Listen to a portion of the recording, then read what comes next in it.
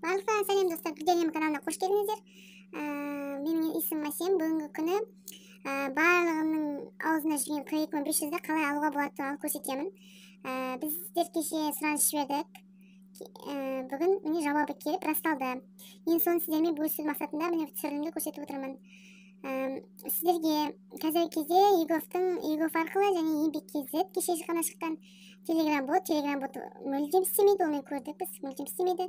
Және де смс арқылы болғанда, смс-тің бүгін алдың күні егер ипіңіз болмасаңыз 1325 теңге, ауылда тұрсаңыз, егер қалада тұрсаңыз 2000 бірдеңе теңге төлеу керек қой. Соны смс арқылы төленіп жатса, уже 1425 теңге болып кеткен. Біз арнайы халық банк арқылы төледік. Яғни халық банктың ішінде штраф деген жері бар, сонымен төледік. Немесе Каспий.kz арқылы, Каспий карточкаларыңыз болса, Каспий арқылы төлеуге болады. Енді сіздерге мен еңбек.kz-тен емес, егов арқылы сұраныс жібердік. Соны сіздерге бөлісу мақсатында видеоны түсіріп отырмын. Енді сіздерге ECP ключіміз жоқ, қалай кіру мақсатында, қалай кіреміз десеңіздер, ең бірінші кіру амалы одноразовый пароль деген бар мына жерде. Сол одноразовый парольмен кіруіңізге еміңізді жазып, егер номеріңіз тіркеулі болған жағдайда номеріңізді жазып, смс арқылы бір жолға жасырын құпия сөз арқылы кіруіңізге болады. ECP болсаңыз тіпті жақсы, егер мысалы онлайн кіре алмай жатсаңыз, мынандай жер QR код деген бар. Ол үшін сіз телефон арқылы e-mobile плеймаркеттен аласыз, сонымен смс код мынандай одноразовый парольмен кіресіз. Сосын мына жерде соткіде оң жақтың жоғарысында осыны суретке түсіретін жер бар. Соған тақап тұрған кезде өзі-ақ ашыла қояды. ECP-на сим-картаны көрген жоқ. Менің өзімнің логиным пароль болғасын, мен мынаумен кірдім, міне осындаймен. Келесі қазір кіреміз. Міне кірді, кірген кезде осындай сіздерге еговтың беті ашылады. Көбісінде ашылмай жатыр. Қайта баса берсеңіз шығады.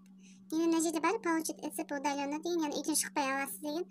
Бұл мен көрдім, керек емес. Суретке түсіреді, қайттан загрузка істеп, қайттан басайыңыз дейді. Ол сразу тек жаңағыдай одноразовый парольмен кіріп, міне выплата на 42 деген бар, соны басасыз.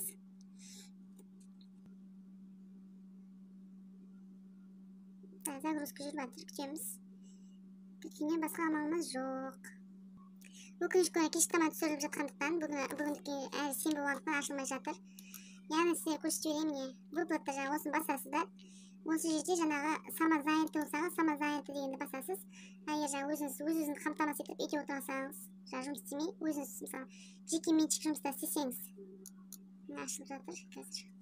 Мына жерде мен дұрыс көрінбей тұр, мысалы мына басқан кезде, егер самозанятый деген ба, самозанятый басасыз, иін тересіз, телефоныңыз тересіз, почтаңыз тересіз, болды, жібере қоясыз.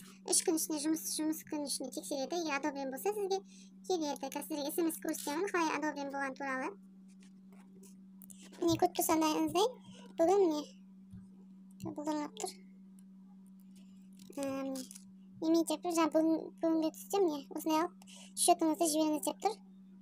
Сіздерге одобрен болған жағдайда расталып жатады, осындай смс келеді. Барлықтарыңызды ақша алуға тілектеспін. Канал жазуды ұмытпаңыздар. Жүрекшемен басыңыздар. Сау болыңыздар.